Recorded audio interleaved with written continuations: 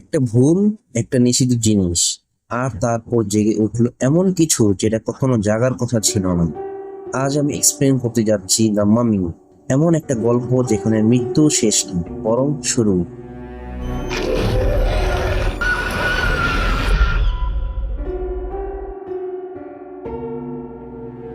ইজিপ্টের আসফান শহরের রাস্তা দিয়ে গাড়ি নিয়ে চলেছে খলিল দম্পতি। পরিবারে তাদের দুই ছেলে ও এক মেয়ে লায়লা। ওরা গান চালিয়ে বেশ মজা করে চলছে, কিন্তু মিসেস খলিলের মুখে এক ফোঁটা হাসি নেই।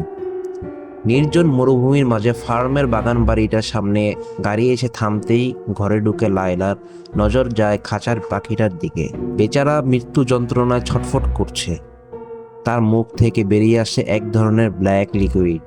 পাখিটার অবস্থা দেখে মিসেস খলিল খাঁচা থেকে বের করে হাজবেন্ডের দিকে তাকালে বোঝা গেল কিছু একটা অশুভ ঘটতে চলেছে। মিসেস খলিল পাখিটাকে মৃত্যু যন্ত্রণা থেকে মুক্তি দিয়ে চলে আসে এক গুপ্ত সিলারে, যেখানে রয়েছে পিরামিড লাইক একটা স্ট্রাকচার। সেইটা নিচে সিক্রেট চেম্বারে প্রবেশ করলে দেখা যায় সেখানে লুকানো আছে বেসাল্ট পাথরের তৈরি একটা কফিন বা সার্কোফেগাস।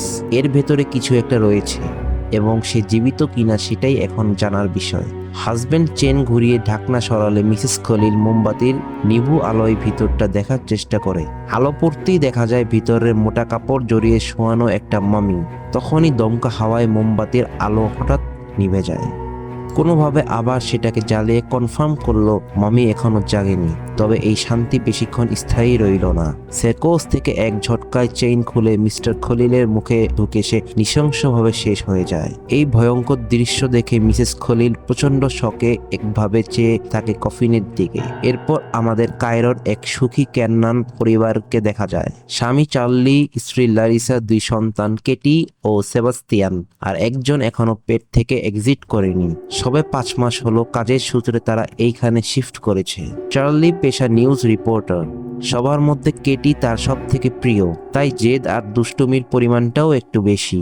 এমনকি ভাই বোনের ঝগড়ার মাঝে বাবার সাপোর্ট সবসময় কেটির দিকে। ছোট কেটি মোর্স কোড শিখছে, তাই বাবার সাথে মাঝে মধ্যেই এইটা নিয়ে ক্লাস চলে। আর কাজের সূত্রে লারিসাকে অফিস যেতে হলেও চিন্তার কারণ নেই, কারণ চার্লি বাড়িতে থাকবে। কেটির সব থেকে প্রিয় জায়গাটা হলো বাগানের সিক্রেট ডল হাউস। সেখানে আবার কারোর আসার অনুমতি নেই। তখনই চার্লির ফোন আসলো, ডাইরেক্ট ফ্রম নিউ ইয়র্ক। একটা বড় কোম্পানিতে জব অফার আছে। চার্লি শুনে খুব খুশি।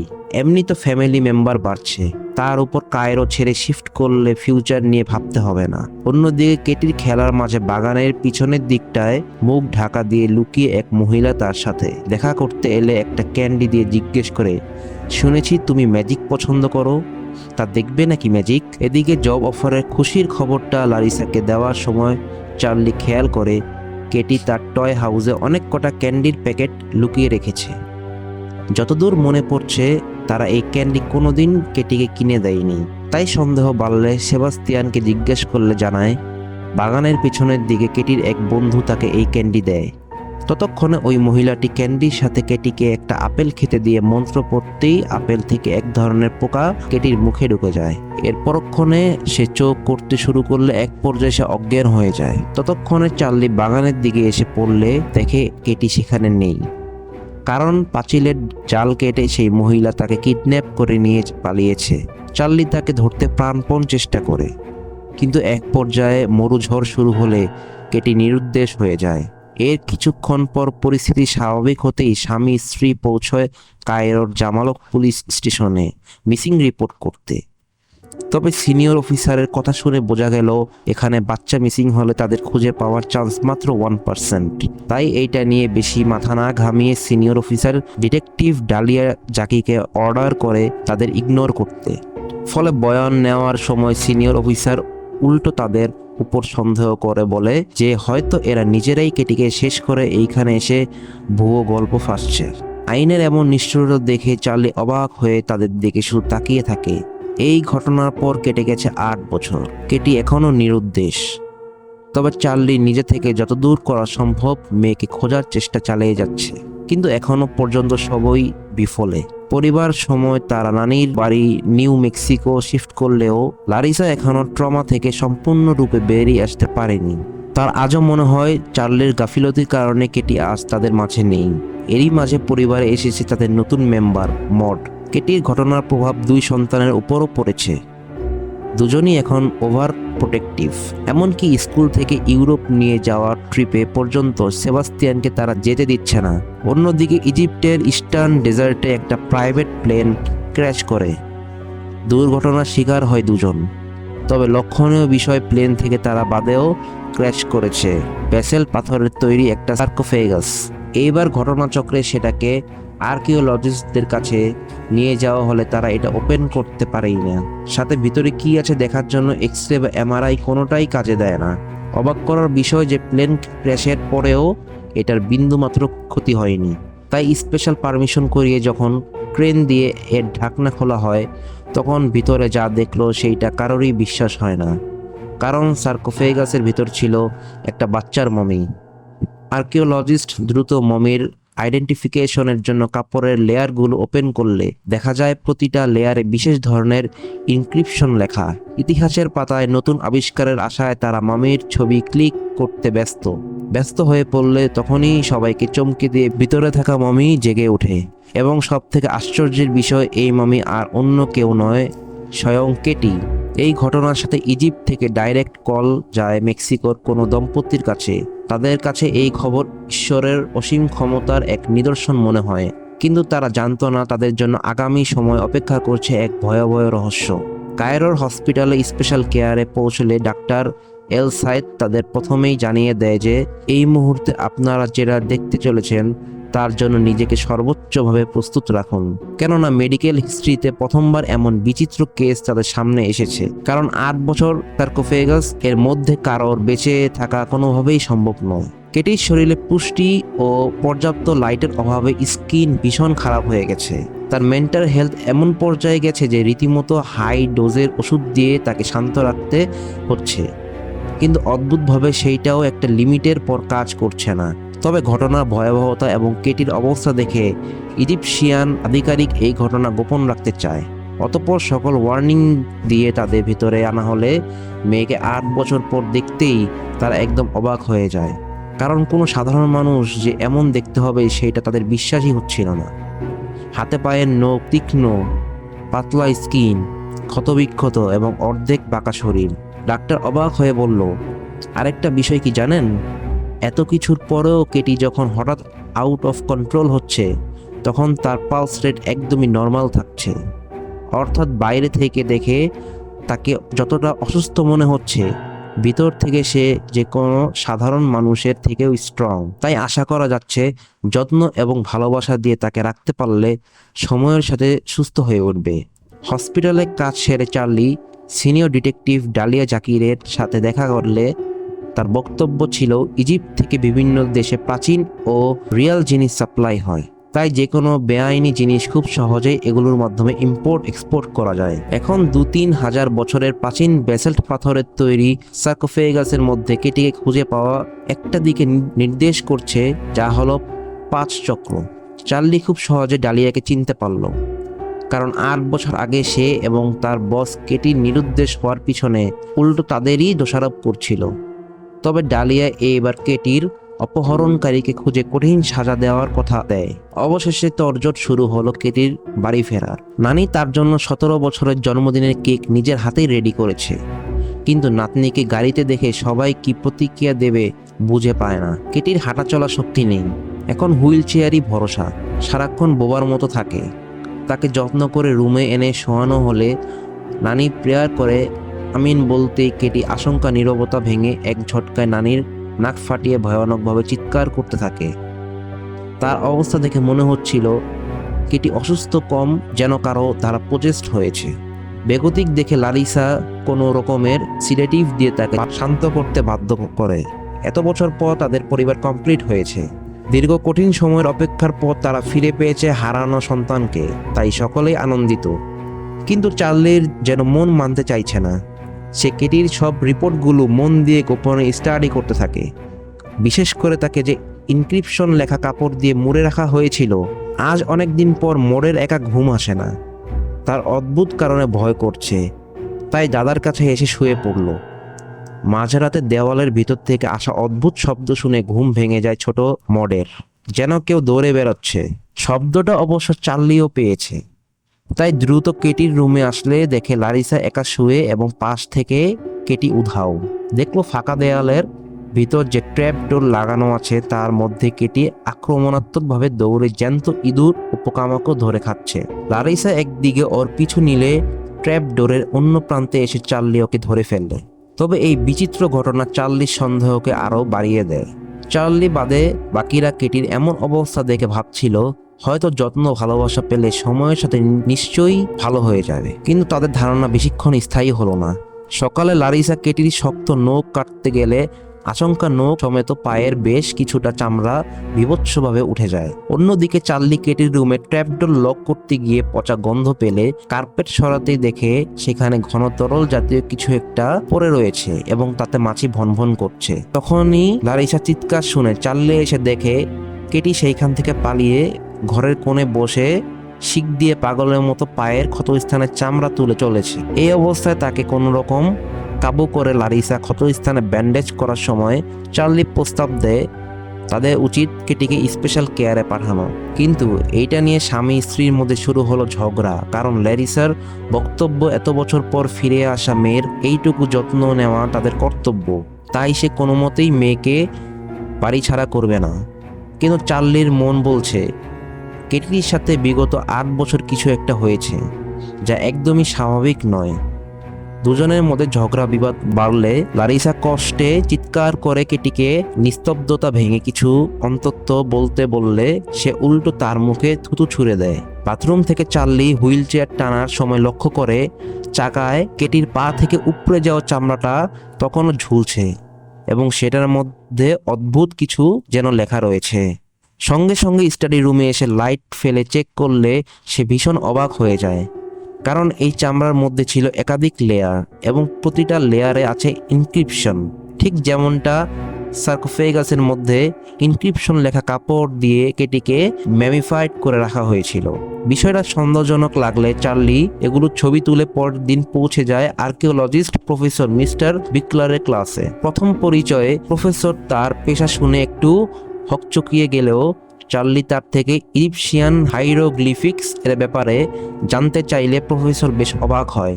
চার্লি ছবিগুলো দেখাতেই উনি বললেন এটা হাইরোগ্লিফিক্স নয়, বরং যীশু খ্রিস্টের জন্মের 3000 বছর পূর্বে প্রাচীন মিশরীয় লিপি হাইরেটিক। আসলে মিশরীয়দের পাথরের উপর হাইড্রোগ্লিফিক্স খোদাই করতে প্রচুর সময় লাগতো, তাই দৈনন্দিন কাজের সুবিধার জন্য তারা হাইড্রোগ্লিফিক্সের একটা সহজ ও দ্রুত লেখার রূপ তৈরি করে যা টানা হাতে লেখা হতো এবং সেইটাকেই প্রথম কার্সিভ স্ক্রিপ্ট অর্থাৎ হাইডেটিক বলা হয়। কিন্তু এখন প্রফেসরের প্রশ্ন হলো চার্লি এগুলো পেল কোথায়? রাতে চার্লি তার আদরের কেটির পাশে বসে পুরনো স্মৃতি রোমন্থন করতে থাকে। বাবা হয়ে মেয়ের এত কষ্ট চোখে দেখা যায় না। তখনই লক্ষ্য করে কেটি অনেকক্ষণ ধরে তার দিকে তাকিয়ে তাতে ক্রমাগত আওয়াজ করে যাচ্ছে। প্রথমে ব্যাপারটা নর্মাল লাগলেও চার্লির টনক নড়ল। মনে পড়ে যায় কেটি ছোটবেলায় তার সাথে মর্স করে কথা বলার প্র্যাকটিস করত।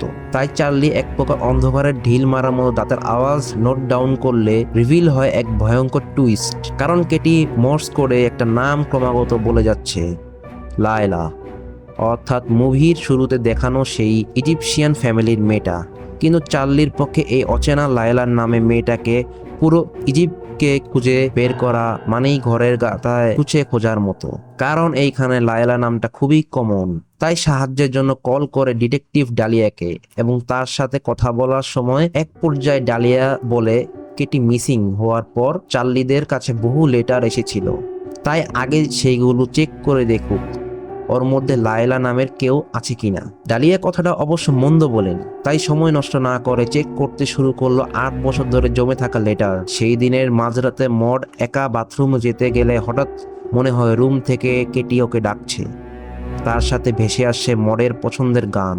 কৌতূহলী মড দরজায় কান পাতলে ভিতর থেকে কেটি বলে, ওঠো, আমি এখন কথা বলতে পারছি, তাই ভাবলাম তোমার সাথে কথা বলার প্র্যাকটিস করে মাকে সারপ্রাইজ দেব, কারণ তুমি আমার সব থেকে প্রিয় মানুষ। তুমি কি আমার সাথে কথা বলবে? মডের সন্দেহ হলে ভয়ে ফিরে যেতে গেলে আচমকা কেটির গলার ভয়েস চেঞ্জ হতে শুরু করে। আর তখনই বন্ধ দরজার ওই পার থেকে কেটি তাকে পজেস করে নেয়। এদিকে চার্লি ঘন্টার পর ঘন্টা খোঁজার পর একটা লেটার খুঁজে পায়, যেখানে সেই ক্যান্ডির প্যাকেটের সাথে লেখা ছিল খুব চেনা একটা নাম, লাইলা খালিল, এবং সেই লেটারে নিজেকে কেটির বেস্ট ফ্রেন্ড বলে দাবি করেছিল। চার্লি আর সময় নষ্ট করলো না, সব ডিটেলস ডালিয়াকে ফরওয়ার্ড করলে ডেটা লিস্টে কয়েক হাজার লাইলার মাঝে একটা বিষয় তার নজর কাড়ল। এই লেটার যে পোস্ট অফিস থেকে এসেছে সেটা মরুভূমির প্রায় মাঝ বরাবর অবস্থিত। দীর্ঘ 40 কিলোমিটার ম্যাপের মধ্যে এইটা একমাত্র পোস্ট অফিস, যা সব থেকে কাছের শহর হলো আজওয়ান। আর কাকতালীয় ব্যাপার, কদিন আগেই প্লেন ক্র্যাশ এই আজওয়ান শহরেই হয়েছিল। এই সূত্র ধরে আরো রিসার্চ করলে ডালিয়া রেজিস্টার ডেটা থেকে আসওয়ানের বিস্তৃত মরুভূমির মাঝে একটা নেকটারিনের ফার্ম খুঁজে পায়। এইটা জানা মাত্রই ডালিয়ার টনক নড়ল, কারণ ক্র্যাশ সাইটে তারা সার্কোফেগাস ছাড়াও কয়েকটা নেকটারিন পেয়েছিল। অর্থাৎ এই ফার্মের সাথে লায়লার রহস্য কোনোভাবে নিশ্চয়ই জড়িত। অন্যদিকে প্রফেসর কেটি স্কিনে লেখা হেরাটিক লিপি ডিকোড করতে পেরেছে। এটা সাধারণত প্রাচীন ইজিপ্ট সেরিমোনিয়াল রিচুয়াল করতে ব্যবহার করা হতো। কেটি স্কিনের 7টা লেয়ারের মধ্যে একটা নাম কমন, নার্স মেরিনিয়ান। চার্লি প্রশ্ন করলো, এই নার্স মেরিনিয়ান আবার কি জিনিস? প্রফেসর কিছুক্ষণ চুপ রইল, তার মুখ ফ্যাকাশে হয়ে আসে। তখন তিনি 1923 সালে কায়রোর আল আজহার ইউনিভার্সিটির প্রাচীন ইজিপশিয়ান ডিমোনোলজির উপর ইন্টারন্যাশনাল লেকচারের একটা অডিও প্লে করে। যীশু খ্রিস্টের জন্মের কয়েক হাজার বছর আগে যখন ভয় নামক শব্দের উৎপত্তি হয়নি, তখন সেই অন্ধকার যুগের একটা কুখ্যাত নাম ছিল নার্স মেরিনিয়ান।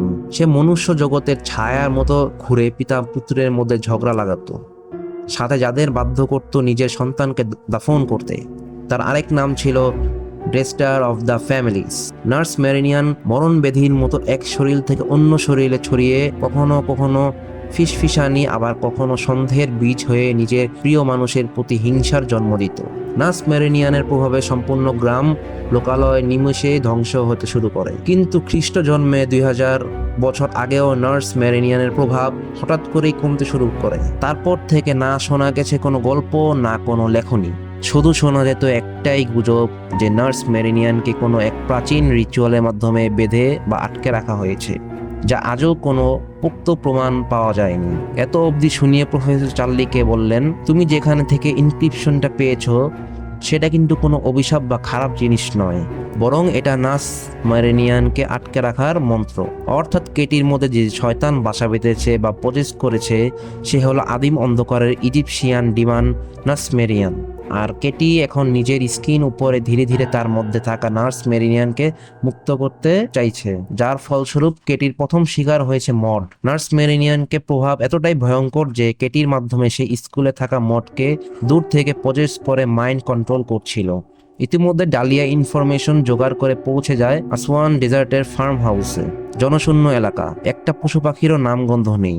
এমন জায়গায় এই ছোট্ট বাড়িতে কে থাকে? দরজা নক করে কাউকে দেখতে না পেলে পিছনের দরজা দিয়ে ভেতরে ঢুকে ডালিয়া সার্চ করলে সে পৌঁছে যায় সেই পিরামিড লাইক স্ট্রাকচারের সামনে। অর্থাৎ মুভির শুরুতে আমরা যে খলিল পরিবারকে দেখেছিলাম এটা তাদেরই বাড়ি। ডালিয়া সেখানে আন্ডারগ্রাউন্ডে প্রবেশ করলে সেখানকার পরিস্থিতি দেখে অবাক হয়ে যায়। ততক্ষণে এক অজ্ঞাত পরিচয় মহিলাকে গাড়ি নিয়ে বাড়ির দিকে আসতে দেখা যায়।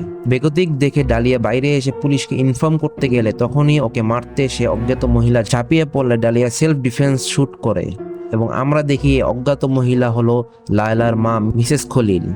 ডালিয়া তাকে বাঁচানোর চেষ্টা করলে তখনই লায়লাকে দেখতে পেয়ে তার পিছু নিলে এক জায়গায় এসে লায়লা মাটির তলা থেকে একটা বক্স বের করে তাকে দেয়, যার মধ্যে ছিল কেটির নাম লেখা, একটা VHS, এবং এখানে থেকেই ঘটনা এক রহস্যময় মোড় নেয়। এদিকে নাতনির এমন অবস্থা দেখে নানি কেটির সামনে প্রেয়ার করার সময় তার বাড়িতে অলৌকিক ঘটনা ঘটতে শুরু করে, যেমন বাথরুমের ট্যাপ থেকে ব্ল্যাক লিকুইড বেরোনো, গাড়িতে মডের অশ্রাব্য ভাষায় গালাগাল ইত্যাদি।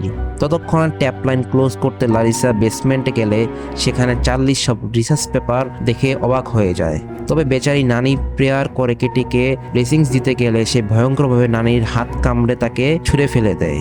নানি ভয়ে পালানোর চেষ্টা করলে দরজা নিজে থেকেই বন্ধ হয়ে আসে এবং এরপরই এক অদ্ভুত নীরবতার সাথে নানিকে শ্বাসরুদ্ধ করে উপর থেকে ছুঁড়ে চার্লির গাড়ির উপর ফেলে দেয়। মড এইটা দেখে পাগলের মতো হাসতে শুরু করলে দেখা যায় এক ভয়ঙ্কর দৃশ্য। নানির শরীর কয়েকটা নেকড়ে ছিন্ন ভিন্ন করে খাচ্ছে। মায়ের মৃত্যু চোখের সামনে দেখে এতদিন লারিসা বুঝতে পারে চার্লি যা বলেছিল সব সত্যি, এটা তাদের কেটি নয়। অন্যদিকে ডালিয়া বাড়ি ফিরে ভিএইচএস প্লে করতে ভয়ে শিউরে ওঠে। তার শরীর ঠান্ডা হয়ে আসে, কারণ এইখানে জানতে পারা যায় আজ থেকে 8 বছর আগে কেটিকে তার বন্ধু লায়লার মা মিসেস খলিল কিডন্যাপ করেছিল। শুধু তাই নয়, সে কেটির উপর এক ভয়ানক রিচুয়াল করেছিল। এই ঘটনা বোধগম্য না হলে ডালিয়া লায়লাকে জিজ্ঞাসাবাদ করতে শুরু করে, কিন্তু অদ্ভুত ব্যাপার, লায়লা সকাল থেকে একটাও কথা বলেনি। ডালিয়া এক পর্যায়ে ধৈর্যের বাঁধ ভেঙে যায়। তাকে মারতে উদ্যত হলে লায়লা তার কাটা জিভ দেখালে ডালিয়া অবাক হয়ে যায়, জানতে পারে এই জঘন্য কাজটাও তার মা করেছে। কিন্তু এখন প্রশ্ন হলো, কেন এত কিছু, কিসের জন্য? তাকে চিন্তিত দেখে দীর্ঘ নীরবতা ভেঙে লায়লা অস্পষ্টভাবে বলল, একবার সে সত্যিটা সবাইকে জানাতে চেয়েছিল, তাই সাজাস্বরূপ মা তার জিভ কেটে দেয়। আসলে কেটির কোনোদিনই সার্কোফেগাসের বাইরে আসার কথা ছিল না, কিন্তু একদিন খবর আসে তাদের ভ্যালি বন্যায় ডুবতে চলেছে।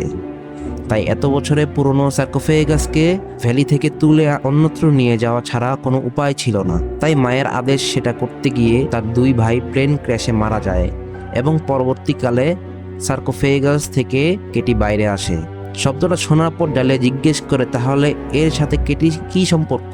ভিএইচএস এ দেখা যাচ্ছে তার রহস্য কি? এর প্রত্যুত্তরে লায়লা ওর থেকে পেন চেয়ে পেপারে একের পর এক সব লিখতে শুরু করে, যা পরে ডালিয়া জ্ঞান হারিয়ে ফেলে। সে তৎক্ষণাৎ চার্লির সাথে কন্ট্যাক্ট করার চেষ্টা করলে আউট অফ রিচ পেলে ডালিয়া রওনা দেয় মেক্সিকোর উদ্দেশ্যে। এদিকে ক্যানন ফ্যামিলি ব্যস্ত নানির শ্রাদ্ধ করতে। লারিসা যতটা পারে মনের মধ্যে বিষয়টা চেপে রাখার চেষ্টা চালিয়ে যাচ্ছে, কিন্তু সবার অজান্তে মট কেটির রুমের দিকে তাকিয়ে নিজের একটার পর একটা দাঁত টেনে উপড়ে শুরু করছে। কেটির দরজা লক করে বাইরে পাহারার জন্য চার্লিকে লারিসার এখন খুব প্রয়োজন। তাই ছেলেকে সেইখানে রেখে চার্লির নিচে লারিসাকে সামলাতে গেলে কিছুক্ষণ পর কেটি ঘর থেকে সেবাস্তিয়ানের উদ্দেশ্যে বলে সেও বাকিদের সাথে নিচে দেখা করতে চায়। তাকে এখানে কেন আটকে রাখা হয়েছে? কেটি বারবার এই একটাই কথা রিপিট করতে থাকলে এক পর্যায়ে সেবাস্তিয়ান পাগলের মতন হয়ে পড়ে। আর তখনই সিলিং এর পচা জায়গাটা ভেঙে কেটি বাইরে এসে মডের দিকে ইশারা করতে এসে নানির থেকে ফলস দাঁত খুলে নিজের মুখে লাগিয়ে সেখানে উপস্থিত একজনকে কামড়ে আহত করে দেয়। আর এই সুযোগ নিয়ে কেটি ঝাঁপিয়ে পড়ে নানির কফিনে। সে নানির গলা ছিঁড়ে বডি ফ্লুইড বের করে সেটাকে সবার সামনে খেতে শুরু করলে এই ভয়ানক দৃশ্য দেখে সবাই ভয়ে হতচিত হয়ে পালিয়ে যায়। ফলে কোনো উপায় না পেয়ে চার্লি বাধ্য হয়ে কেটিকে হুইল চেয়ারে বেঁধে রাখতে। কিন্তু নার্স মেরিনিয়ানের প্রভাব সময়ের সাথে এতটাই বেড়ে গেছে যে কেটি একসাথে সেবাস্তিয়ান আর মটকে কন্ট্রোল করতে থাকে। এই অবস্থায় লারিসা সিদ্ধান্ত নেয় যে তারা কেটিকে রেখে অনেক দূরে কোথাও পালিয়ে যাবে। আর তখনই কলিং বেল বেজে দরজায় অপেক্ষা করছে ডালিয়া। সে হন্তদন্ত হয়ে ভিতরে এসে নিচু সুরে বলল সে জানে বিগত 8 বছর কেটির সাথে কি হয়েছে এবং তার প্রমাণ এই ভিএইচএস। এবার ভিডিও প্লে করলে দেখা যায় মিসেস খলিল বলছে প্রাচীন অন্ধকার যুগ থেকে নার্স মেরিয়ান বিশেষ সময় অন্তর ফিরে আসে এবং তার আগমনের পূর্বাভাস তারা সম্প্রতি পেয়েছে। লম্বা সময় ধরে খলিলদের পূর্বপুরুষ নার্স মেরিনিয়ানকে আটকে রাখার এই বিশেষ প্রথা করে আসছে, আর এখন সময়ে এসেছে 42তম মমি রিচুয়ালে। এর ফলে তাদের পরিবার নার্স মেরিনিয়ানের প্রকোপ থেকে সুরক্ষিত থাকবে। অর্থাৎ মুভির শুরুতে দেখানো খলিল পরিবারের পশু পাখির অলৌকিক মৃত্যু এই অশুভ শক্তির উত্থানের ইঙ্গিত ছিল। এই ভিডিও করার একটাই লক্ষ্য, যাতে আবার কয়েক দশক পর নার্স মেরিনিয়ানের উত্থান হলে তাদের বংশধর জানতে পারে এই অশুভ শক্তিকে কিভাবে পুরনো বডি থেকে আরেকটা নতুন বডিতে ট্রান্সফার করে পরিবারকে সুরক্ষিত রাখতে হয়। এই ক্ষেত্রে ভিকটিম যত কম বয়সী হবে ততই ভালো, কারণ নার্স মেরিনিয়ানকে কোনোভাবে শেষ বা ধ্বংস করা যায় না। এরপর ভিএইচএস এ দেখানো হয় সেই ভয়ানক রিচুয়াল, যেখানে নার্স মেরিনিয়ানকে পুরনো বডি থেকে কেটির মধ্যে ঢুকিয়ে তাকে মমিফাইড করে রাখা হয়। বডি ট্রান্সফার করার সময় কেটির মধ্যে নার্স মেরিনিয়ান এক প্রকার ব্ল্যাক লিকুইডের মতো হয়ে প্রবেশ করার সাথে তার গোটা শরীর হেরাটিক ইনক্রিপশন দিয়ে মুড়ে দেওয়া হয়, যাতে নার্স মেরিনিয়ান কোনোদিন বাইরে আসতে না পারে। কিন্তু এই সকল কিছুর মাঝে কেটির মধ্যে থাকা নার্স মেরিনিয়ান তার ক্ষমতা পূর্ণ লাভের জন্য সেবাস্তিয়ানকে দিয়ে সমস্ত হেরাটিক ইনক্রিপশন লেখা স্ক্রিন এক এক করে উপড়ে ফেলতে শুরু করেছে এবং এর সাথে নার্স মেরিনিয়ান তার আসল রূপ ফিরে পেলে শুরু হয় অলৌকিক গতিবিধি। এবং একই সাথে নানি সেবাস্তিয়ান মোট সবাইকে পজেস করে সৃষ্টি করে এক ভয়ঙ্কর পরিস্থিতির। চার্লি ছুটে লারিসাকে বাঁচাতে গেলে রুমের দরজার নিচে থেকে খুলে যেতেই দেখতে পায় নার্স মেরিনিয়ানের এক ভয়ঙ্কর রূপ। পরক্ষণে সে চার্লির উপর ঝাঁপিয়ে তার মাংস ছিঁড়ে ডালিয়াকে এক ঝটকায় সিঁড়ি থেকে নিচে ফেলে দেয়। এই সুযোগে লারিসা কেটির সিটিভ আনতে গেলে সেবাস্তিয়ান তাকে জখম করে দিলে লারিসা প্রাণ বাঁচাতে ট্র্যাপডোর দিয়ে পালাতে থাকে। এদিকে আহত অবস্থায় পড়ে থাকা চার্লিকে নার্স মেরিনিয়ান এর কেটির গলার সুর নকল করে মক করতে থাকে। এরই সাথে পরিস্থিতি আরো ভয়ঙ্কর হয়ে ওঠে, কারণ নানি ডালিয়ার মুখের ভিতরে একটা পিছে ঢুকিয়ে দিল, সেইটা ওর কণ্ঠনালী ছিঁড়ে বেরিয়ে আসে। ততক্ষণে লারিসা বুদ্ধি খাটিয়ে সিডেটিভ সেবাস্তিয়ানের শরীরে পুশ করে তাকে কাবু করতে সক্ষম হয়, কিন্তু চার্লি এখন অসহায়। সে চোখের সামনে তার আদরের কেটিকে এইভাবে শেষ হতে দেখতে পারছে না। ফলে বেগতিক দেখে হঠাৎ ওর মাথায় একটা বুদ্ধি আসে। চার্লি ডালিয়াকে কোনো মতে জিজ্ঞেস করে, তোমার মনে আছে মমিফাইড করার সময় মিসেস খলিল কোন মন্ত্র বলছিল? ডালিয়া ওর দিকে তাকে শুধু মাথা নাড়তেই দরজা খুলে যাওয়ার সাথে সাথে দেখে স্বয়ং মৃত্যু ওর সামনে দাঁড়িয়ে। মুহূর্তেই মধ্যেই কিটিকে মারতে এলে চার্লি ওকে জাপটে ধরে ডালিয়াকে নার্স মেরিনিয়ানের বডি ট্রান্সফার রিচুয়ালের মন্ত্র শুরু করতে বলে। অর্থাৎ চার্লি মেয়েকে বাঁচাতে নিজের আত্মহতি দিয়ে তার শরীরে নার্স মেরিনিয়ানকে প্রবেশ করাতে চায়। তবে সমস্যা হলো ডালিয়ার ভোকাল কর্ড ছিঁড়ে গেছে, কিন্তু সে দমে যাওয়ার নয়, কারণ সে 8 বছর আগে এই দম্পতিকে আইনের আওতায় থেকে সাহায্য করতে না পারলেও আজ এই সুযোগ সে হাতছাড়া করবে না। তাই সে গলায় আঙ্গুল ঢুকিয়ে ভোকাল কর্ড চেপে ধরে অস্পষ্ট গলায় মন্ত্র বলা শুরু করে। চার্লি তার সর্বশক্তি দিয়ে শেষবারের মতো কেটিকে বুকে জড়িয়ে ধরে হাসি মুখে লারিসার দিকে তাকিয়ে বলে, আমায় ক্ষমা করে দিও। সেদিন আমি কেটির খেয়াল রাখতে পারলে হয়তো এমনটা হতো না। আর তখনই নার্স মেরিনিয়ান ব্ল্যাক লিকুইডের মতো কেটির শরীর থেকে চার্লির শরীরে প্রবেশ করার সাথে সাথে থেমে যায় এই নারকীয় হত্যালীলা। এরপর কেটে গেছে দীর্ঘ কয়েক মাস। কেটি এখন সম্পূর্ণ সুস্থ। চার্লিকে তারা হেরোটিক মন্ত্রের দ্বারা একইভাবে বেসমেন্টের লোহার শিকল দিয়ে বেঁধে কফিনের মধ্যে রেখেছে। কেটি প্রতিদিন মর্স কোডের মাধ্যমে তার সাথে কথা বলবে। যেমন বাবা শেষ সময় অদ্য তার সঙ্গ ছাড়েনি, তেমনি কেটি বাকিরাও সময়ের সাথে সে অভিশপ্ত রাতে বিভীষিকা কাটিয়ে স্বাভাবিক জীবনে ফিরে আসার চেষ্টা করছে। এইভাবে আরো কিছুটা সময় কেটে যাওয়ার পর হঠাৎ একদিন ডালিয়ার কাছে লারিসার কল আসে এবং জানায় সে চার্লির ব্যাপারে কিছু কথা বলতে চায়। আর এইখানেই আসে মুভির একটা সেরা টুইস্ট। আমরা দেখি ম্যাজিশিয়ান অর্থাৎ মিসেস খলিল মারা যায়নি, বরং তাকে একটা সিক্রেট সেলে আটকে রাখা হয়েছে। তখন এই ছেলে একজন নার্স ব্লাড কালেক্ট করতে আসলে আমরা দেখি এই নার্স আর অন্য কেউ নয় বরং লারিসা। সে আচমকা ওর গলায় সিট টিপে ইনজেক্ট করে জিজ্ঞেস করে, আমার মেয়ে কেটিকে মনে আছে? সে জিজ্ঞেস করছিল, তুমি কি আমার জাদু দেখতে চাও? তখনই ডালিয়া চার্লিকে হুইল চেয়ারে বেঁধে সেখানে প্রবেশ করলে ঠান্ডা গলায় বলে, আশা করি বুঝে গেছো এখন তোমার সাথে ঠিক কি হতে চলেছে। মিসেস খলিল মৃত্যুকে সামনে দেখে ভয়ে বাকরুদ্ধ হয়ে পড়লে ডালিয়া দরজা বন্ধ করে দেওয়ার সাথে ভেসে আসে নার্স মেরিনিয়ানের বডি ট্রান্সফার রিচুয়ালের হাতলা।